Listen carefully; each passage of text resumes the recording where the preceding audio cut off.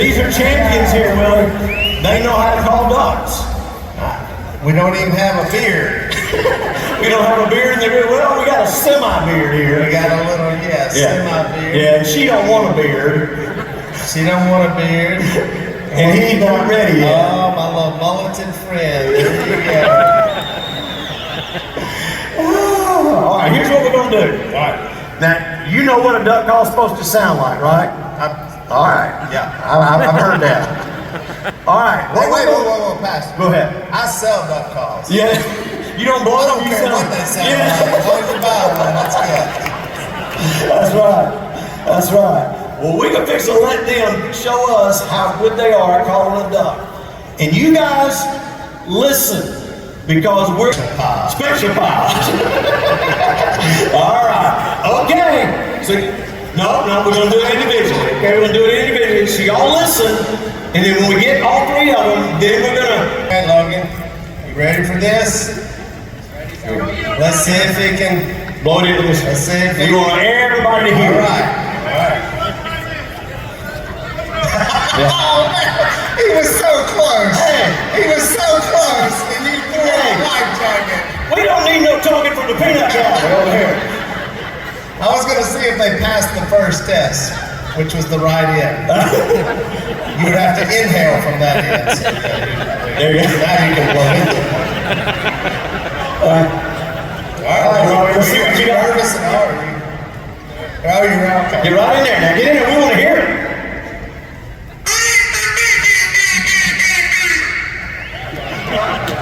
Go ahead, do it again. Okay. What do you think, Willie? Not bad. Not bad? All right. Okay, all right. You gotta call it. Come on.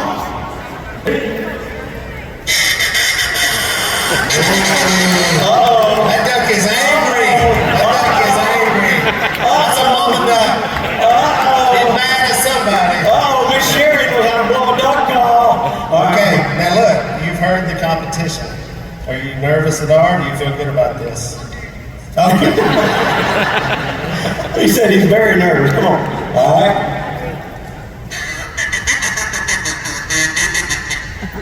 Oh, that was good. That was Man, really I think they'd come in with that one. I don't know, but what do you good. think? A little soft, but yeah, I mean, it sounded good. No, it sounded good. It sounded pretty good. It sounded real good. Not bad. All right, y'all step up here just a bit.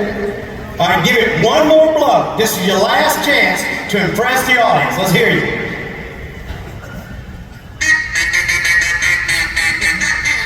He got better. He was Googling how to blow it. He was Googling. Talking faster. All right, Miss Burris, go ahead. Still mad. Still angry.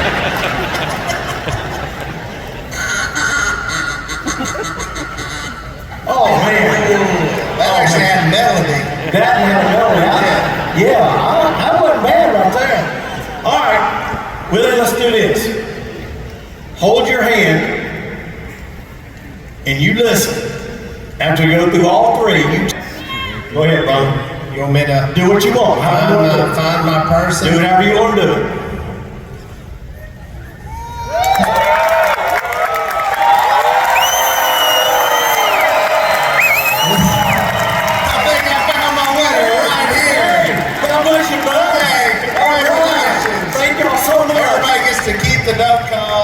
And we've got our prize for you. We got a hat for you right here too. There's your hat. There's your hat signed by Hank Parker and Willie Robertson.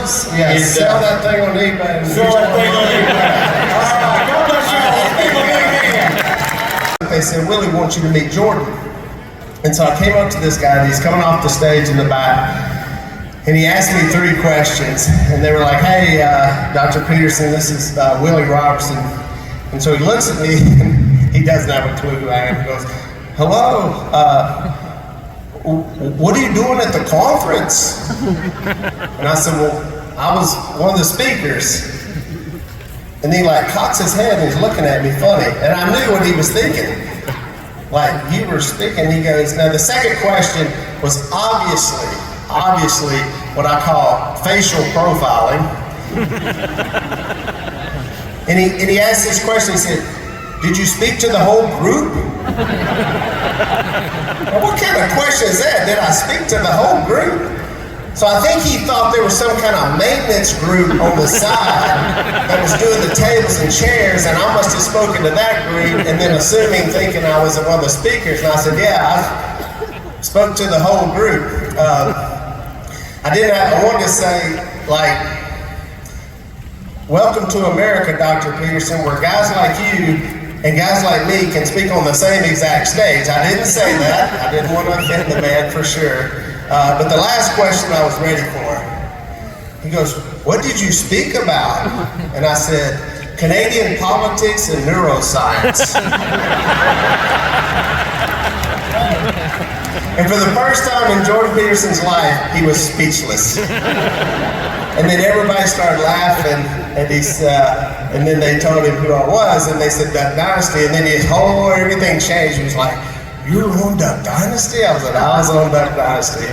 So it's funny how people treat you and if they know who you are or not. I was in DC recently, and there was a group of police officers, and I was walking by and they were like, oh my gosh, can we get a picture with you? And I was like, yeah, I forgot. Yeah, I'm a big deal. So I went up to them and I said, let's take a picture. And they look at me and they say, we cannot believe we're taking a picture with Zach Brown.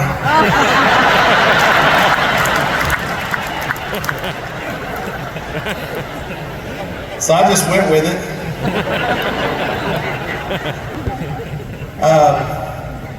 There's a gas station back home, and it's right by where I deer hunt.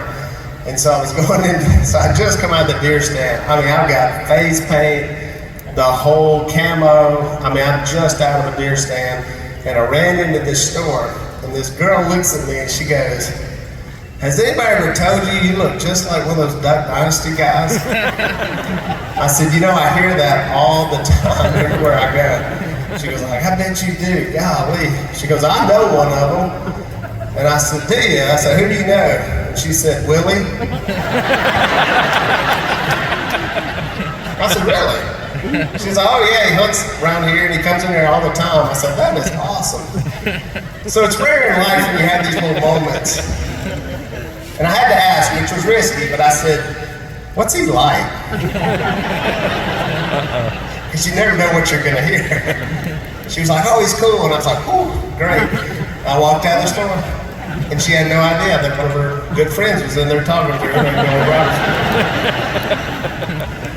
I was, I think a year and a half ago maybe, I did this show called Masked Singer. I don't know if you ever heard this show. All right, well, since some of you watch it. I'd never heard of it either, until they called me to be on it. So it's out in LA, and so they called and said, they want you to do this show, and so you basically have a mask, a costume, and you sing songs, and I was like, well, how bad can it be? Nobody knows who you are, even if you're terrible. They don't know who you are, you're just wearing a mask. So I get out there and they're like, Willie, you can be whatever you want to be. Like, you can change your personality, you can change your voice. And so I was kind of thinking like, yeah, what do I want to be? And they said, but we already have a costume that we really hope that you like and that you pick. And I was like, what's the costume? They said, it's a duck. And I'm like, well, that's kind of on the nose, isn't it? But I see the costume and I fell in love with it. It was awesome. So I was 9 foot 6 inches tall in the costume. It's got this big old head. It's a beautiful wood duck, and so real dapper looking duck. And I said, oh, this is going to be awesome. So originally they started calling me Duck because they don't call you by your name. They called you Duck, and that was cool. We're somewhere in the middle of it. They said, we want to start calling you Mallard. And I said, well, that's awesome. I love Mallard, that's a great name. So we're in this meeting in LA, and I said, but you realize I'm not a mallard, I'm a wood duck. And I'll never forget the puzzled look on their face. And the lady said, there's a difference in ducks? And I said, well, yeah. Like there's a difference in a man and a woman? No, I didn't say that in LA because I wasn't sure how it would go over.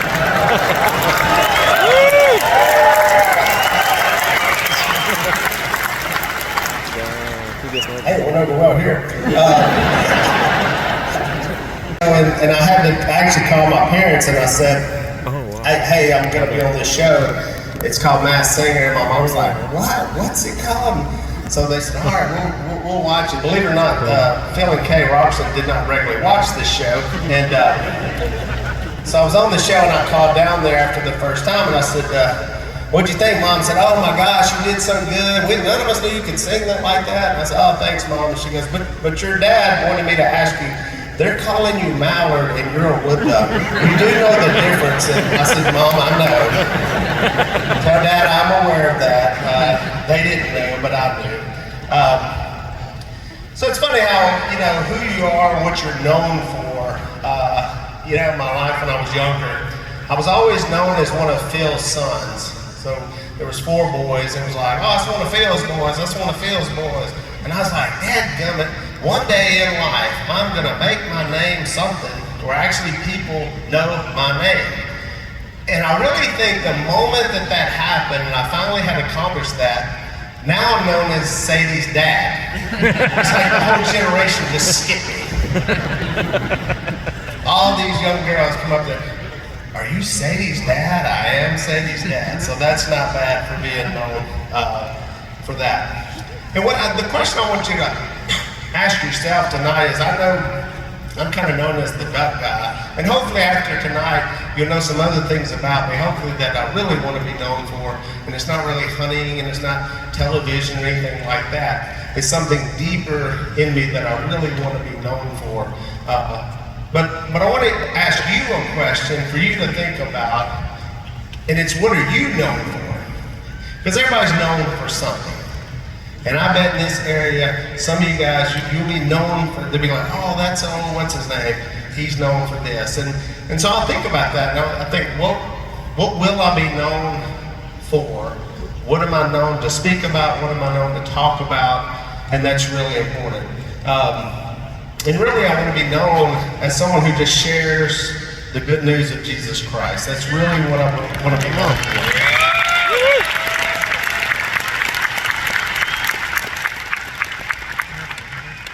So, in order to be known that way, you have to do that. So that's why I always want to come back to that. And you'll see just through our family, through our TV show, through our business, everything, the focus and the number one goal has always been our faith and who it is that we know that makes us anything. And that's very important. So one of the questions I always get is, how did you become the CEO of Duck Commander? So you've heard what degree that I have, which probably would point you to being a CEO of a business, having a non-certified PE degree. So it's like, how did you become that? And some of you guys anybody in family businesses here? Yeah, good luck with that. So I'm the 3rd son, and so it is awkward that I got that. But I'll tell you, my resume, and it wasn't really college, obviously, or anything like that. It all started when I was a young boy. And I see some youngsters here, so hopefully you'll get some ideas from this, and hopefully we'll get in trouble trying some of it. But in 4th grade, my first business started. It was Willie's Worm Farm. I sold worms. Anybody ever been in the worm business? I said sold worms, not have worms. Okay, just making sure. Yeah, I sold worms. So we lived right on the Washita River. My granny owned the boat dock. That was the big business. She had the boat dock, and so when the fishermen come down, I would sell worms. So Phil had this old boat that had a hole in it. I took it, put it up on sawhorses, filled it with cow manure, and went out and picked up worms from everywhere I could find worms. The worm business is okay. It's not really lucrative. The checkout's a nightmare. But, I needed some money. That was the problem. Because I was a full-time laborer outside of school. My dad introduced me to the labor force. Yes, it was child labor. Phil Robertson was totally okay with that. And it was okay, I was like doing my part. The problem was, he never gave us any money. So we never got any cash. It was always the bigger goal and the vision and food and electricity. But I really want some money. So I'm trying to sell these worms, and I'm like, I need a big break to happen. I need something to go down. And that's when it happened, when I was in 5th grade. fifth grade was one of the biggest years of my life. This candy distributor came down to Duck Commander, like an episode of The Waltons, and this guy comes in, he said, I'm a candy distributor. He wanted a duck call. And I said, what is a distributor? And so he explained to me how he's the one that sells to the gas stations and then they resell it. They're retailers. I'm like, this is brilliant. And so he tells me all about it, and then as he leaves, he hands Dad a box of Hubba Bubba bubble gum and said, here, this is for the boys. And you want to talk about right place at the right time. Phil turns around and hands that box to me. And I didn't know what exactly the boys meant, but I knew that I was in possession of it. And so I went and laid on my bed, and I'm looking at this. I mean, I was really torn. I was like, do I just chew my face off like for 3 days of just pure, good sugar Hubba Bubba gum? Or do I sell it and become a retailer? And I said, I'm gonna sell this stuff. So I get on the school bus, I take a pack. By the end of the road, gone. I said, oh boy, we got a hot market here at Pinecrest School. So I started selling. I sold out so fast. I took that money, I went to my mom and said, Mom, look, I need more candy, I need gums, I need everything the concession stand doesn't have, I need. So we went up there, all the books went out of my locker, I put shelving in, I had all of it marked, labeled. I'm dealing, I'm wearing coats all the time, I'm dealing on the corner. And I learned too, like being in that business, if you're gonna be a dealer, you can't be a user. So I was clean, man. I was like, it's pure profit. I was running this joint. I'm making hundreds of dollars. My business is super lucrative. My fifth grade teacher nicknamed me the Little Tycoon. That was my nickname. And life was so good. I finally figured out what it was in life I was gonna do. Until the principal came over the intercom and called me in his office. So I stroll in there and I don't know that there's a problem, right? So I walk in and he said, Willie, are you selling candy and gum out of your locker? And I said, yeah, I'm doing good at it. Like, I didn't know if you wanted me to like teach a class or like, if you want me to like buy an ad in the yearbook. Like, I don't know where this is going. And he goes, well, I met with the concession stand and their sales are down and I'm gonna have to shut you down. This was my first run-in with the government. Trying to ruin my life. And I was like, oh my goodness. I mean, literally he just took my whole business away like that. And I didn't know what I was gonna do. Because here's the deal, when you've lived a certain lifestyle, it's hard to go back, right? And I didn't know what I was going to do with my life. I was like, man, he had shut my business down. And so I started thinking, like, well, what else could I was like, can I sell anything? No, you can't sell anything at this school. So I came up with this thing. It was called the Human Jukebox. So we'll have a very long school bus ride. So I would do this jukebox where you would put a quarter, I would mechanically stand there, you would put a quarter in my armpit, I would drop it in, I'd put it in my pocket, and then you would type in on my chest and whisper what song you wanted to sing. I didn't make near as much money as the king of business, but I was on Masked Singer, so it was the beginning of something. And I did all these songs because I had all these 8-track tapes, it's the 8-track tapes. So I had just worn these 8 tracks out of my oldest brother Alex. So I memorized all these songs. So one of the songs that they always wanted me to sing was a song called Jukebox Hero by Foreigner. You ever heard that song? Jukebox Hero. Anybody want to hear a little ditty of Jukebox Hero? I hope Hank's not going to do Jukebox Hero. You weren't going to sing that, right? Okay, I'm going to take it. Okay, so I did see a lot of kids. So if you're going to be the human jukebox, you've got to do all the parts. You're the instruments, you're the singing, and it went something like this. Boom, boom, boom, boom, boom, boom, standing in the rain, boom, boom, boom, with his head hung low, boom, boom, boom, get a ticket. It was a sold-out show. That's about a nickel's worth.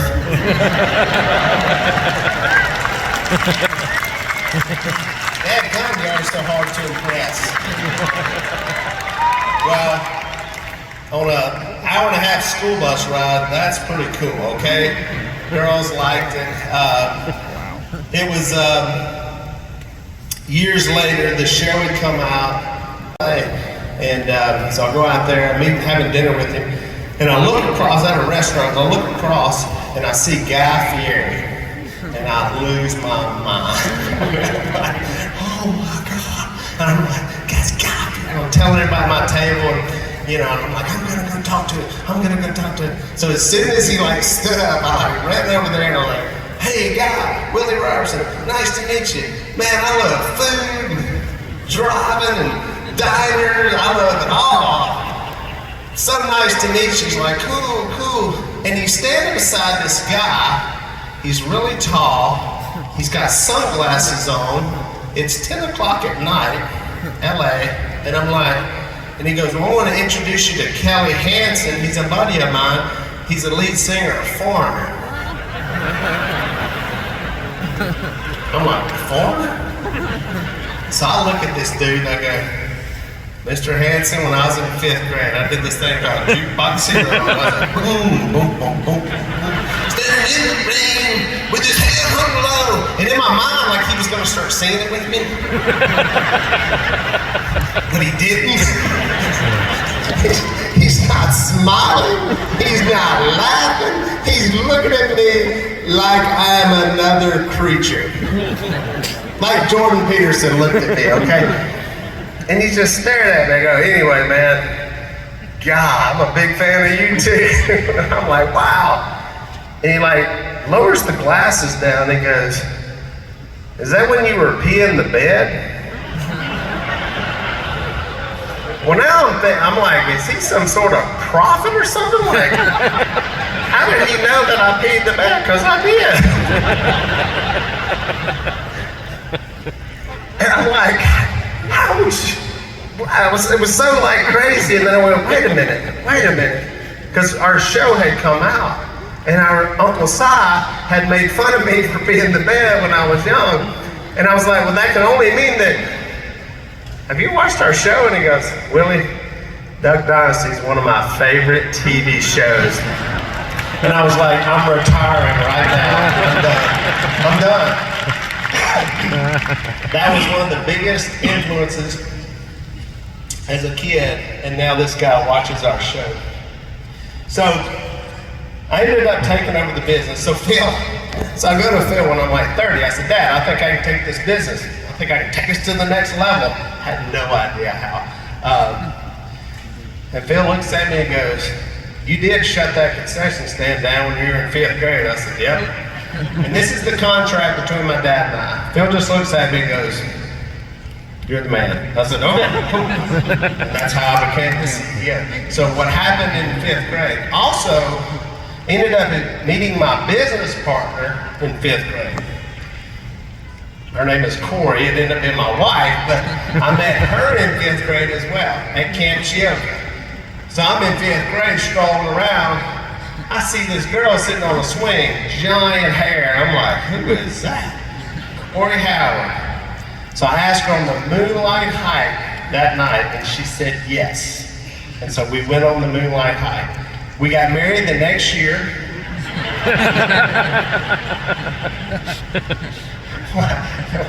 Y'all don't do that in Florida? Come on, man. Y'all wait? Okay. No, we didn't get married in 6th grade. We got married, we were young, 18 and 19.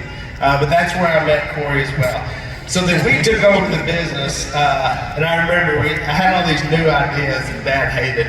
I remember when I told Dad, we're no longer going to sell VHS tapes.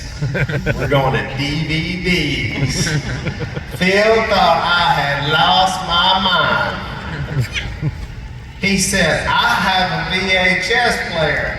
I said, you're the only person in the state of Louisiana who still watches VHS tapes. Dad, there's a better way.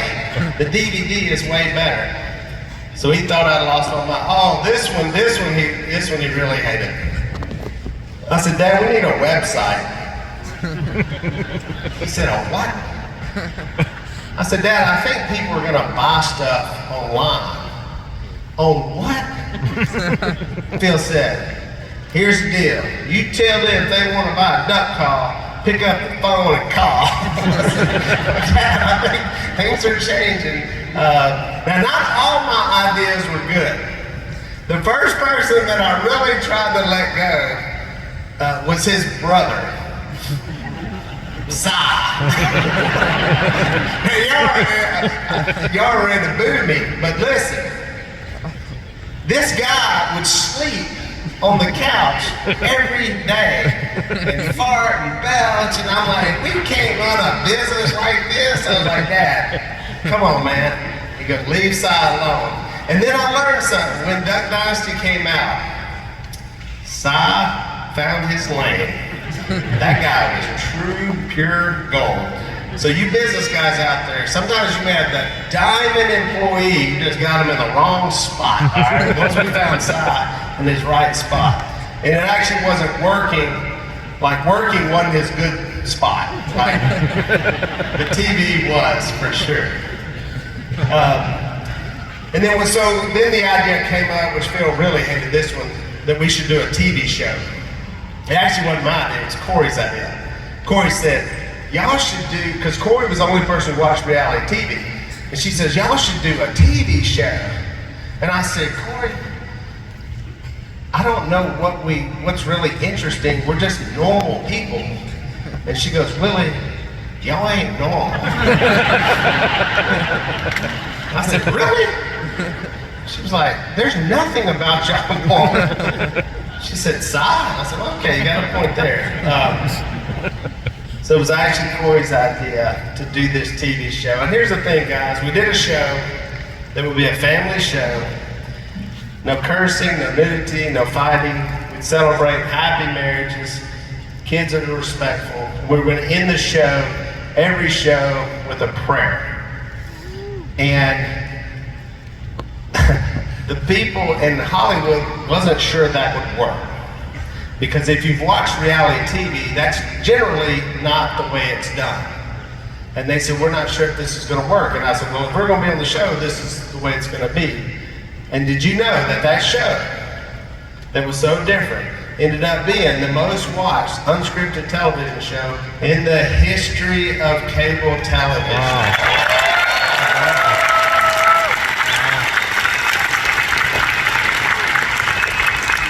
So here's what I learned from that. You don't have to be like the world to be successful in the world. You don't have to be like the world to be successful in the world. Because I think we all when we're in business and we think, well, I guess we got to do this. And when we get online or when we're talking about politics or we're talking about anything, we start thinking, I've got to be more like them to get the point across or to be able to get ahead. And I'm telling you guys, the more you do that, the more you turn into the world, you end up being just like the world. You don't have to be like the world to be successful.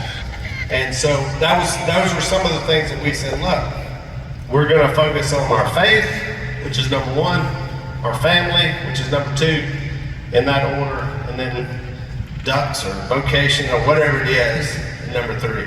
And it's so important to keep that. And in your life, to keep that in check. Because what will happen is things will start moving up. That job will start moving up to the number one spot. And your family will notice. Your faith will help keep your family together. Your family will help keep you sane and keep your sanity when there's problems at work or when something happens in the world. And so that is the model that we try to use. And here's the big kicker. There's a movie coming out next month, September 28th, called The Blind. And it is actually when Phil and Kay go all the way back in the 50s and the 60s and the early 70s.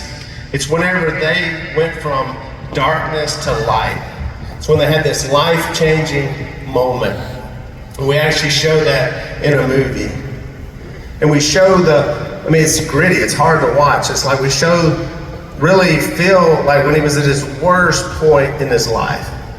And he was not sure about doing that movie either. I mean, who wants to make a movie about the worst part of your life? But Phil said, just like Duck Dynasty, when Phil said, I don't think we should do this TV show. I said, well, Dad, I think we'll have a bigger platform to get the gospel out to people. And he goes, you think so? I said, I think so. And then Phil gives me another thumbs up. And we did this movie, filmed this movie. It was so painful. We actually all just watched it together a few weeks ago. There was a lot of tears and a lot of crying. But listen to this, guys. Had that not happened, had they not come to faith, think about who it affected. It actually affected everybody in this room that's listening to me, because I would not be here. I would not be here if they hadn't changed their life, because they were headed towards divorce. Phil was technically headed towards prison. The reason we came to Louisiana from Arkansas, he was running from the police. But had that not happened, the family would have fallen apart. There would have been no business. There would be no Duck Commander. With no Duck Commander, there would be no Duck Dynasty. With no Duck Dynasty, you wouldn't know any of this. If they would have come together, I would have been at Camp Shioka and met Corey Howard on that swing. Because we didn't go to church camp before they became believers. Everything in life changed. That's why when we're sitting at that dinner table, the dinner table with the prayer, when you see us all sitting there, and it was a fun show, but we all remember when the dude at the end wasn't there. We all remember sitting at the table when it was no dad. And that's why every time we always never forget what that's like. And we never forget other people, because there's people sitting here right now, you have messed your lives and completely, you're so far away from God. Just like Phil was, just like their marriage was.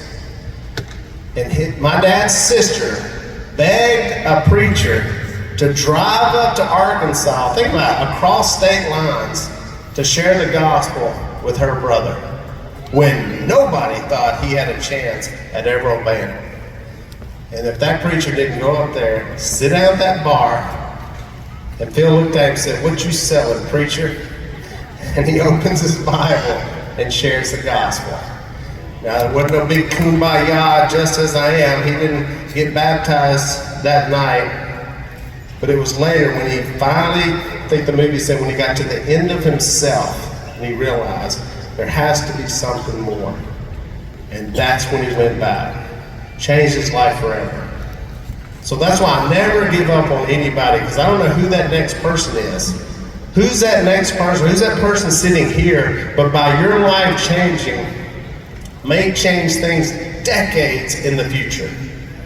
Isn't that crazy that a young couple in Junction City, Arkansas would have, because if you think about the show and the prayer and where that went out all over the world, millions and millions and millions of people that it impacted.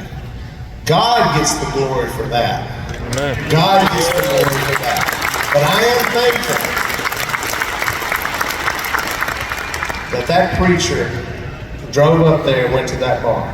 So I don't know, you're here tonight. I don't know who you are, but you may find yourself somewhere in that story.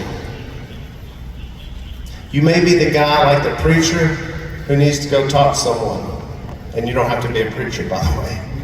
But there's probably somebody you're like, man, I need to go talk to someone. And if their life doesn't change, they're going to destroy everything. You may be like us as the kids, so unfair, so hurt. Life was terrible. And we were either going to be screwed up our whole life or get on board with that same gospel. And you may be that person.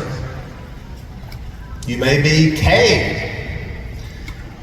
I said if they don't obey the gospel, but if Kay doesn't forgive Phil, it doesn't work. So I bet there's somebody in here tonight who needs to forgive someone else, to move on, to get past something. And you may be like Phil. You may need a complete overhaul of your entire life. you may have to come to the end of yourself and open up to something else. And thank God he got to that point, because if not, none of this happens. Generational change, changes in the entertainment, changes in television, podcasting, movies. Isn't that crazy what God can do? Don't sell God short. Don't sell someone short that you're looking at, that you know, someone at your family going, I don't think they're ever going to change. Leave it to God. Leave it to the gospel. Let it do its work. Thank you guys so much. I'm so proud to be here with you. Love y'all. See you next time.